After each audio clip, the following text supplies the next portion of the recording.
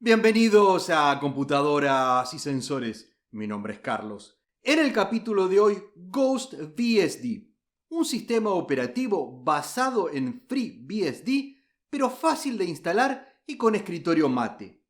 Las similitudes con Linux son evidentes, pero ¿puede realmente GhostBSD ser una alternativa a una buena distro Linux? Lo probamos en una PC de bajos recursos con un Athlon X2 240. Instalación paso a paso, recursos empleados, aplicaciones incluidas, gestión de software, particularidades de FreeBSD y sacaremos conclusiones. Nos encontramos en el sitio web oficial de FreeBSD. Si bien no será desde aquí donde descargaremos la imagen ISO, brevemente veremos sobre el andamiaje de GhostBSD. Y es precisamente FreeBSD. Aquí vemos al demonio, que no es un diablo, digamos, no es el jefe de los demonios, o mascota, de nombre BSD. Pasando a la documentación, nos informa que BSD significa Berkeley Software Distribution, y es el nombre de las distribuciones de código fuente de la Universidad de California. Más abajo hay un dato muy importante, y es cuál es la diferencia entre las licencias BSD y la GNU. Linux está disponible bajo la GNU, General Public License, GPL, que está diseñada para eliminar el software de código cerrado. En particular, cualquier trabajo derivado de un producto publicado bajo la GPL también debe suministrarse con el código fuente si se solicita. Por el contrario, la licencia BSD es menos restrictiva. Permite la distribución en forma exclusivamente binaria. De esto se aprovecha Mac OS, iOS, Nintendo, PlayStation para crear productos comerciales sin necesidad de proporcionar el código fuente. La instalación de FreeBSD es algo más compleja que la mayoría de distros que estamos acostumbrados, teniendo similitud a la de Arch Linux sin el script Arch install.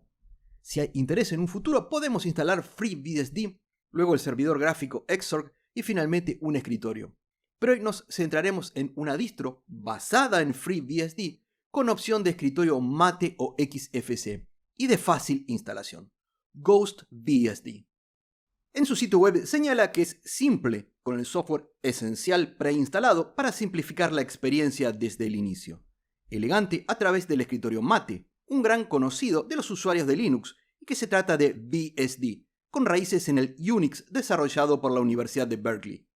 Dirigiéndonos hacia arriba, con clic en Download, encontramos la imagen ISO con el escritorio mate y la imagen comunitaria con el escritorio XFCE. Para ambos escritorios, los recursos necesarios son exactamente los mismos. Procesador de 64 bits, un mínimo de 4 GB de memoria RAM y 15 GB de espacio de almacenamiento en disco. También se necesita de acceso a Internet. En principio, puede parecer mucho 4 GB para un escritorio como mate. En Linux lo podemos tener funcionando con 1 GB de RAM. Pero nos indica que los 4 GB son necesarios porque corre desde la memoria luego de bootear, lo que garantizaría una gran velocidad. Luego comprobaremos si es verdad.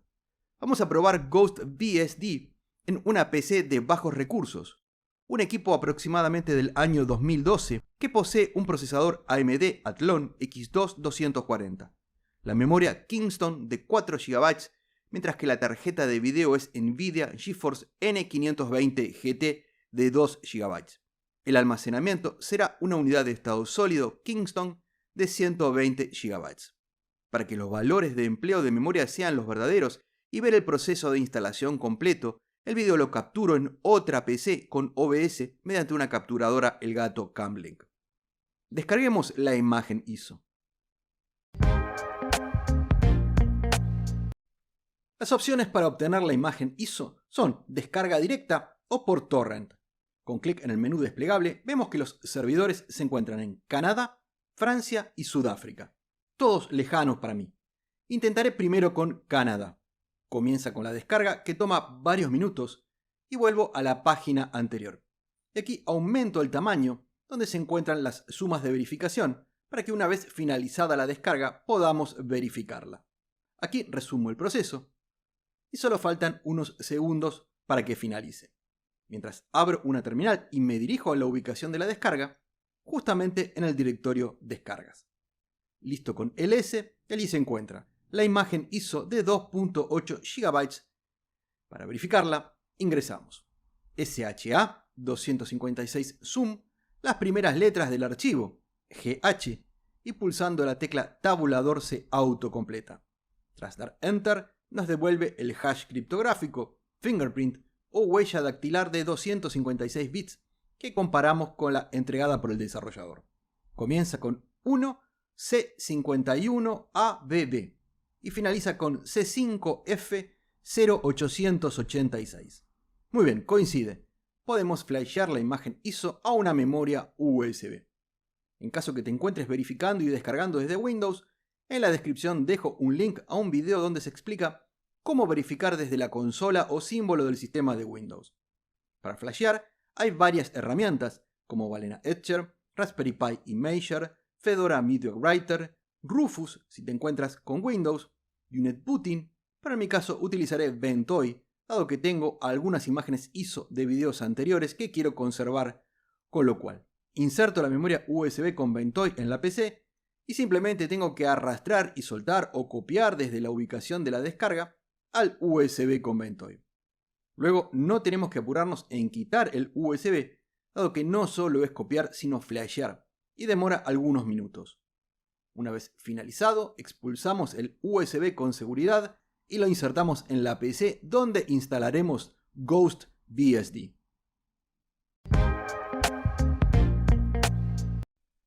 La PC reinicia, pasamos por el BIOS y accedemos a Ventoy, donde hay varias imágenes ISO, y selecciono GhostBSD.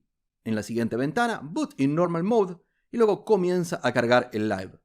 FreeBSD es la primera parte, luego una ventana con el logo de GhostBSD, donde podemos esperar unos segundos o dar Enter para que bootee en el modo multiusuario, que es lo habitual.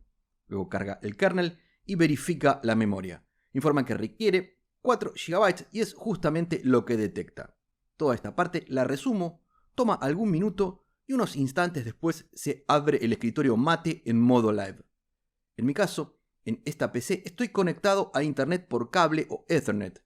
El soporte de dispositivos inalámbricos en FreeBSD no es tan grande como en Linux, y mi dongle Wi-Fi con el MTU7601U no está soportado. Todo el tiempo trabajaré por Ethernet. Si tú solo puedes utilizar conexión inalámbrica desde el live, como ahora, es un buen momento para probarlo. Para instalar en disco, clic en Install GhostBSD. Se abre el instalador y seleccionamos el idioma, Spanish. A diferencia de los instaladores modernos de Linux, de ahora en más el propio instalador no pasa al idioma seleccionado, permanecerá todo el tiempo en inglés.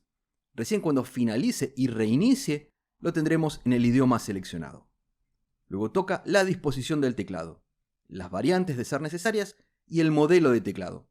En mi caso, Spanish, Latin American y genérico 105 teclas.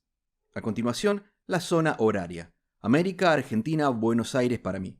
En tipo de instalación dejo seleccionado Full Disk Configuration, dado que dispongo de una unidad de estado sólido de 120 GB limpia, incluso sin formatear. Clic en Next y en donde indica Pool Type es para quienes tienen varios discos, quieren algún RAID o arreglo de discos. No es mi caso, de modo que marco ADA 0, el Kingston de 120 GB antes mencionado. Tanto en el título como donde te señalo, indica ZFS, que es el sistema de archivos o file system utilizado por la familia BSD. En general es más robusto y moderno al más conocido en Linux ext4 o Extended 4, siendo Extended 4 algo más ligero y veloz que ZFS. De todas maneras, ZFS es excelente y no solo para grandes volúmenes. ZFS lo podemos comparar a V3FS, pero más orientado a grandes estructuras. Aunque parezca algo extraño, aquí utilizaremos ZFS en un SSD de 120 GB y una PC con Athlon X2. La memoria swap la dejaré en 2 GB. Es correcta. Podrían ser también 4 GB. En opciones de booteo dejo FreeBSD BIOS Loader Only. Luego nombre de usuario y contraseña 2 veces. Nos informa también que esta misma contraseña tendrá privilegios administrativos. Clic en Install y comienza con el proceso de instalación que demora unos pocos minutos y aquí resumo a unos pocos segundos. Me hubiese gustado que el instalador pase al idioma seleccionado, pero por el resto me gustó, con las preguntas necesarias. Al finalizar, una ventana nos informa que la instalación se completó y tenemos que reiniciar el equipo. Doy en el botón Restart y cuando la PC se apaga, quito el USB para que inicie desde la unidad de estado sólido.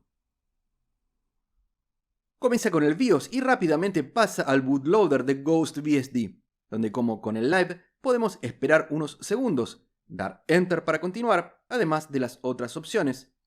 Unos instantes después, que aquí resumo, y arribamos al gestor de inicio de sesión, donde se nos solicita la contraseña de usuario que recién configuramos en la instalación.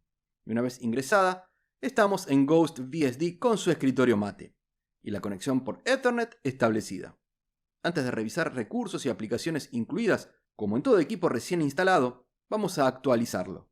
Y la forma más fácil es con clic arriba en el panel en Sistema, Administración y Update Station. Se abre una ventana que indica que está buscando las actualizaciones como superusuario. Algo que veremos recurrentemente es que faltan muchas traducciones.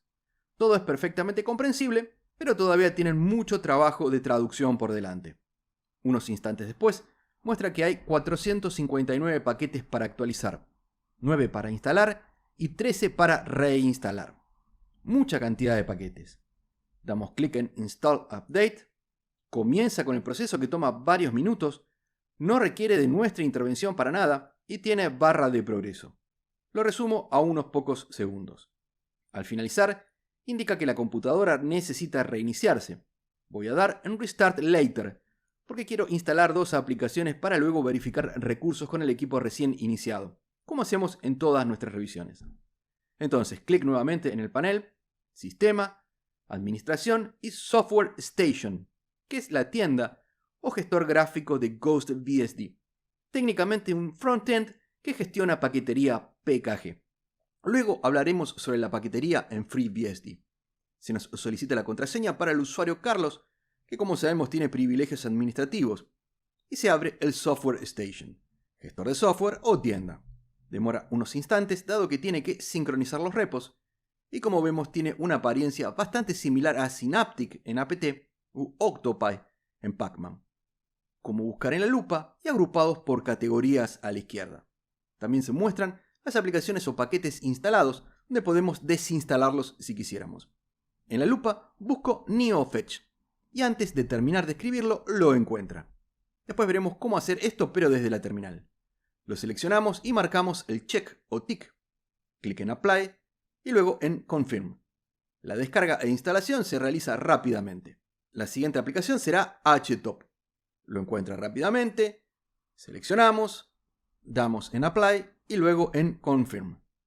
Abajo a la izquierda muestra que hay 36.626 paquetes disponibles. Nada mal, ¿verdad? Cierro el gestor, dado que tenemos todo lo necesario para revisar recursos empleados y solo queda, desde el menú Sistema, reiniciar el equipo.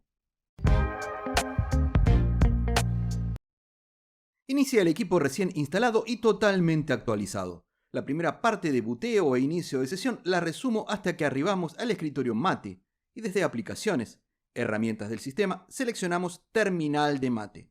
Y lo primero que notamos es que el shell o interfaz de líneas de comandos es Fish, no el venerable Bash al cual estoy más acostumbrado. Pero sin duda que Fish es más moderno que Bash, aunque no sigue el estándar POSIX, lo cual en principio no es un problema.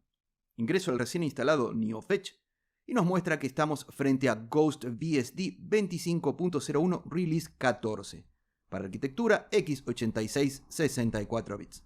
GhostBSD no está disponible para 32 bits, aunque sí FreeBSD tiene soporte para 32 bits. El kernel, el 14.2, que nada tiene que ver con Linux. Al momento de realizar este video, el último en Linux es el 6.15.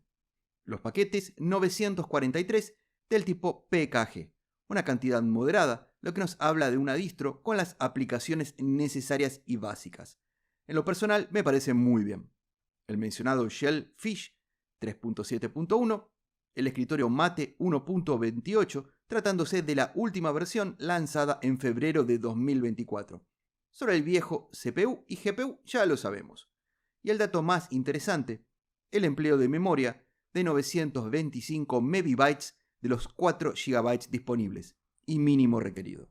En principio, parece un empleo alto de memoria, pero a la vez sabemos que GhostBSD precarga en memoria para acceder al recurso más rápido, y teniendo en consideración ese aspecto no parece tan elevado. Haciendo la salvedad que son cosas muy distintas, vemos lado a lado el GhostBSD que estamos revisando hoy junto a Wayra, que no deja de ser Debian 10 Buster que revisamos en el año 2022 y es lo único que revisamos con el escritorio Mate. Insisto, cosas distintas. Un viejo kernel 4.19 y en ese momento utilizábamos un CPU Intel i5 con 8 GB de memoria RAM. En ese momento Mate empleaba 471 megabytes de memoria, alrededor de la mitad que GhostBSD. Limpio la pantalla y ejecuto htop, donde nos muestra un empleo de memoria que oscila entre 1.03 y 1.4 GB. Es muy evidente que el manejo de memoria en BSD es completamente distinto. En htop se ven servicios corriendo en segundo plano que en ningún momento necesitamos y de hecho no utilizaré, como el servicio de impresión CUPS o Common Unix Printing System.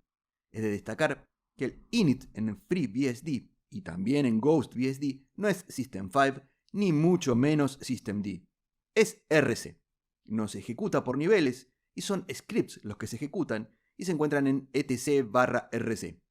También es importante señalar que FreeBSD es un sistema operativo completo o monolítico, no como Linux, que es solo un kernel y depende de GNU para la implementación de un sistema operativo, dicho de manera simple, aunque sí se puede hacer un sistema operativo sin GNU, como por ejemplo Alpine Linux. Bien, ahora que conocemos un poco más las entrañas de GhostBSD, pasemos a ver el escritorio y aplicaciones incluidas. Mate es un escritorio sencillo y tradicional, sin mucho refinamiento, pero que hace muy bien su trabajo. En el panel superior a la derecha tenemos la fecha y hora. Con clic, el calendario. A su lado, las conexiones de red, en mi caso Ethernet, con el número de IP de la red local, y luego el volumen de los altavoces. Del lado izquierdo, el lanzador de aplicaciones, con las mismas agrupadas por categorías y en orden alfabético. Accesorios, con su calculadora, gestor de contraseñas y el capturador de pantalla. En gráficos, el visor de imágenes de GNOME Shotwell y otro visor de imágenes, Ojo de Mate. En herramientas del sistema destacan el analizador del uso del disco, el gestor de archivos o File Manager Caja, el monitor del sistema y la terminal. En Internet, el navegador web Firefox. En oficina, el gestor de información personal Evolution y el visor de documentos Atril. Aquí podríamos instalar una suite de ofimática como LibreOffice. En sonido y video destacan el reproductor multimedia VLC o VLC y el reproductor organizador de música Rhythmbox, dos clásicos en Linux. El lanzador Lugares es otra forma de acceder al gestor de archivos Caja, y en el lanzador Sistema accedemos a las preferencias para la gestión del aspecto, hardware, internet e información personal. Administración, donde tenemos las herramientas de backup, impresión, actualización del sistema y gestor o tienda de software. Luego también para apagar, reiniciar, cerrar la sesión o bloquear la pantalla. Los fondos de pantalla los podemos cambiar con clic derecho sobre el escritorio y hay disponibles 11 fondos en total, algunos bastante bonitos. En las solapas temas podemos cambiar justamente el tema y en las solapas tipografías e interfaz su título es autoexplicativo.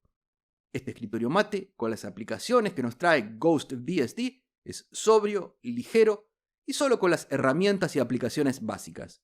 Seremos nosotros quienes tenemos que instalar aplicaciones según nuestras necesidades. Luego veremos un poco más en cuanto a gestión de software. Pasemos ahora a probar algunas aplicaciones destacadas. En toda distro siempre es importante contar con un buen gestor de software o file manager, y Mate dispone de Caja. Lo abro directamente desde el icono en el panel, y la navegación por archivos y directorios es muy fácil e intuitivo. Incluso se puede acceder a otros recursos en la red. Dentro del directorio Imágenes tengo algunas fotos en alta resolución y las miniaturas se muestran correctamente.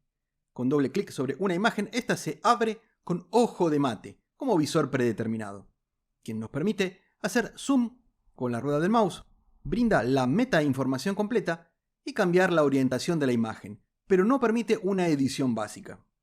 El otro visor de imágenes es Shotwell, que sí permite una edición básica de la imagen, como por ejemplo recortar o enderezar la foto. Ambas son buenas aplicaciones y ligeras. Pasando al directorio Videos, tengo uno habitual de pruebas en formato MOV que el reproductor multimedia VLC muestra a 1080p y pantalla completa sin ningún problema. Todo este comportamiento es el esperado. Veamos ahora qué pasa con el siempre exigente YouTube en esta PC de bajos recursos. Estando el navegador Firefox en un video de pruebas del canal, con el reproductor en tamaño cine que es algo menor a pantalla completa, con las estadísticas activadas y a una resolución de 1080p, la reproducción se muestra correcta, con una ligera caída de cuadros. Me dirijo al lanzador de aplicaciones y desde herramientas ejecuto htop. Muestra un empleo elevado de RAM, 2.58 GB, y los dos núcleos del procesador comienzan en más del 90%, luego bajan al orden del 65%. Aunque no tiene mucho sentido para este equipo, paso la resolución a 2K o 1440p, y la caída de cuadros, como es lógico, es muy grande. Mientras que en htop, el empleo de la memoria RAM es de 2.68 GB, y los dos núcleos se exigen casi al máximo. La prueba a 1080p es satisfactoria por completo. El rendimiento de las aplicaciones es muy bueno para este viejo hardware. Veamos un poco más de gestión de software. Más temprano habíamos instalado NeoFetch y htop desde el entorno gráfico o Software Station, y mencionamos que el gestor no es otra cosa que un front-end del gestor de paquetes PKG de la línea de comandos. Entonces, desde el lanzador de aplicaciones, herramientas del sistema y con clic derecho sobre Terminal de Mate, voy a seleccionar añadir este lanzador al panel para tenerlo siempre bien a mano. Y ahora sí, lo ejecuto. Lo primero será ver cómo buscar una aplicación. Y es muy similar a apt o pacman en Linux. Simplemente ingresamos pkg, search y el nombre del paquete o aplicación. En este caso, FastFetch. Rápidamente nos devuelve que sí se encuentra en el repo FastFetch y en su versión 2.43.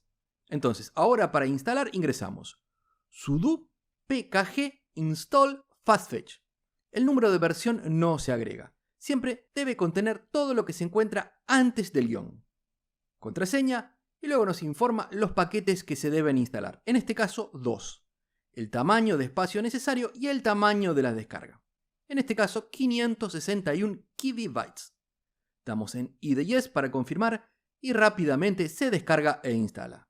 Limpio la pantalla y ejecuto FastFetch. Siempre FastFetch muestra un consumo de memoria mayor a NeoFetch, en este caso 1.23 GB, y como información adicional agrega que se ocupan 5.70 GB en disco. Limpio la pantalla y ahora vamos a buscar una aplicación que siempre tengo en todos mis sistemas, el entorno de desarrollo integrado Thonny. Lo encuentra y nos muestra que el nombre del paquete es Thonny-PI311.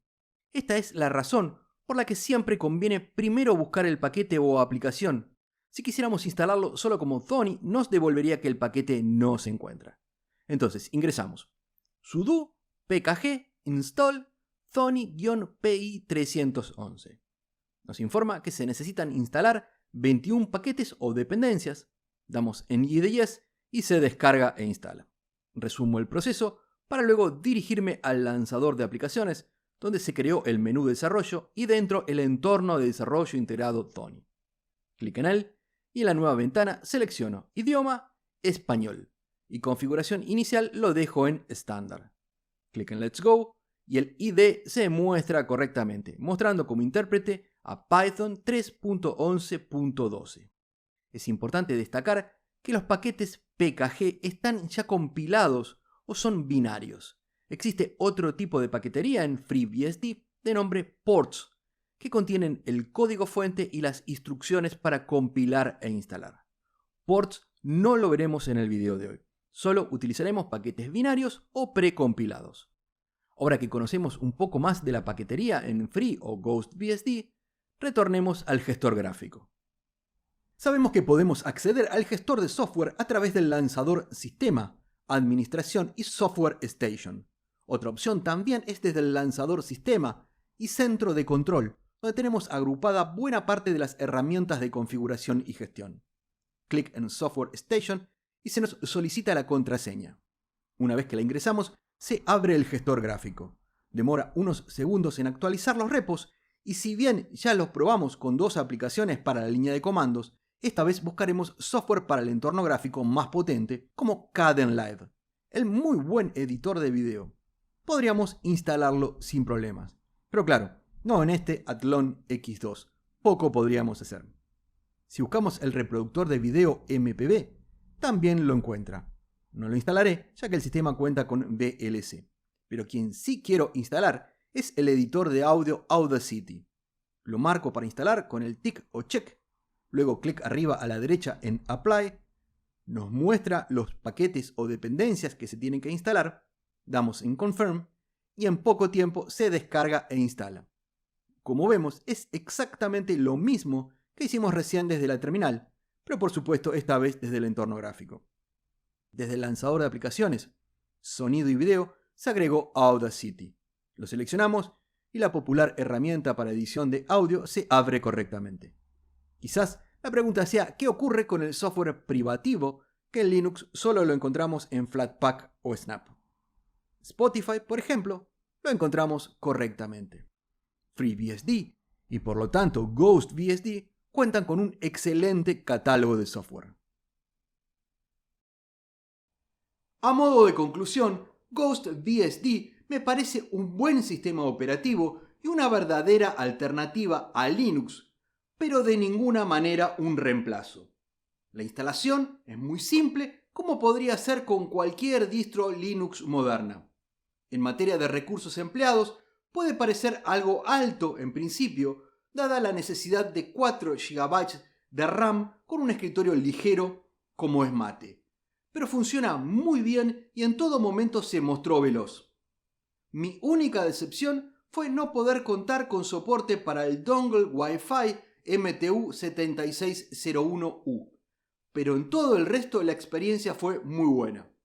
Para mí es muy difícil ser justo con la familia BSD, dado que lo empleo esporádicamente en pruebas, mientras que Linux es de uso diario desde hace décadas y naturalmente estoy muy acostumbrado. Mi sugerencia, si tienes un PC en desuso con al menos 4 GB de RAM, ¿por qué no? En una máquina virtual, GhostBSD es una buena experiencia que al menos a mí siempre me enseña algo nuevo y también como efecto colateral me hace valorar más a Linux y el software libre. Y con esto llegamos al final del capítulo de hoy. Espero que haya sido de tu agrado. De ser así, danos tu like, suscríbete, compartilo. De mi parte, muchísimas gracias por ver el video y será... ¡Hasta la próxima!